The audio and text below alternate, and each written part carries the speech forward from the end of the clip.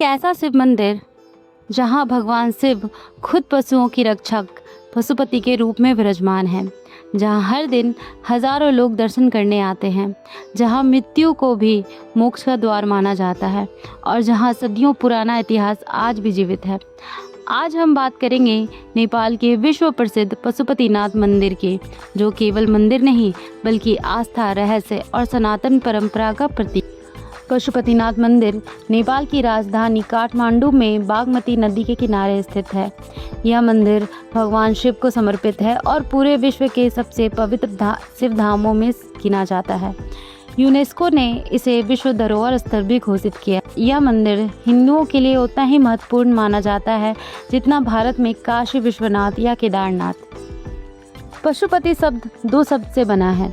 पशु सभी जीव जंतु और प्राणी, पति स्वामी या रक्षक, अर्थात भगवान शिव यहाँ समस्त जीवों के स्वामी और रक्षक के रूप में विराजमान है।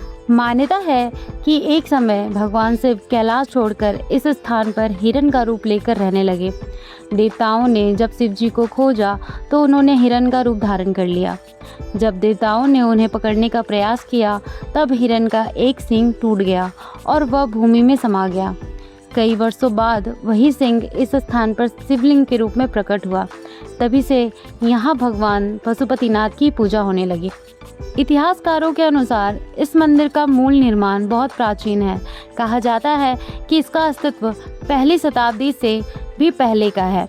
हालांकि वर्तमान मंदिर का निर्माण 17वीं शताब्दी में नेपाल के मल्ल राजाओं द्वारा कराया गया। समय समय पर मंदिर का जीर्णोद्धार भी होता है। यह मंदिर नेपाल की संस्कृति और धार्मिक पहचान का सबसे बड़ा प्रतीक माना जाता है। पशुपतिनाथ मंदिर की बनावट नेपाली पेगोडा शैली में की गई है। 2 मंजिला छत, सुनहरे शिखर, चांदी के बने दरवाजे, लकड़ी पर अद्भुत नक्काशी, विशाल प्रांगण। मंदिर का मुख्य गर्भगृह बहुत ही पवित्र माना जाता है।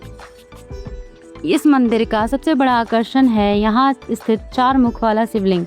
इस शिवलिंग के चारों दिशाओं में भगवान शिव के मुख बने हुए हैं, जो 4 रूपों का प्रतीक है: तत्पुरुष, अघोर, वामदेव, सधोजात। ऊपर का भाग ईशान रूप में माना जाता है। यह शिवलिंग ज्ञान, शक्ति, करुणा और सृष्टि के संतुलन का प्रतीक है। मंदिर के पास बहने वाली बागमती नदी को अत्यंत पवित्र माना जाता है। यहाँ अंतिम संस्कार भी किए जाते हैं।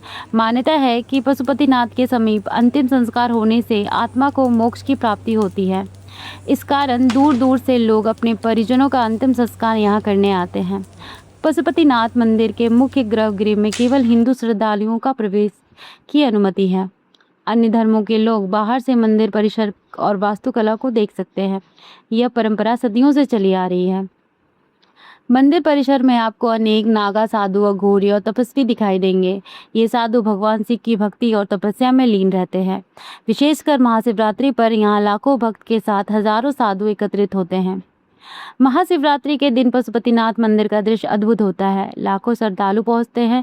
पूरी रात पूजा और भजन होते हैं। दीपों से मंदिर जगमगाता है। साधुओं की शोभा यात्रा निकलती है। यह पर्व यहाँ सबसे बड़ा उत्सव के रूप में मनाया जाता है। कहा जाता है कि यहाँ का शिवलिंग स्वयं प्रकट हुआ था। भक्त बताते हैं कि मंदिर परिसर में प्रवेश करते ही एक अलग शांति और दिव्य ऊर्जा महसूस होती है। यहाँ मृत्यु को अंत नहीं बल्कि मुक्ति का मार्ग माना जाता है।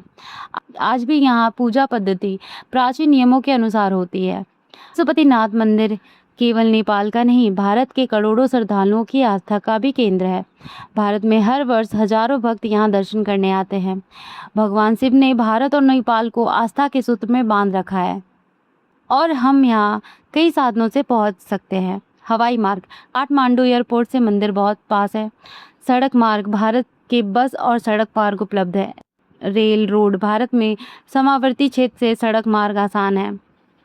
दर्शन का सही समय सुबह की आरती और शाम की आरती का समय सबसे श्रेष्ठ माना जाता है। महाशिवरात्रि में और सावन में यहाँ विशेष भीड़ होती है। पशुपतिनाथ मंदिर केवल पत्थरों से बना मंदिर नहीं, यह आस्था, मोक्ष, शक्ति और सनातन संस्कृति का जीवंत प्रतीक है। यहाँ आने वाला हर व्यक्ति कुछ न कुछ आध्यात्मिक अनुभव लेकर लौटता है।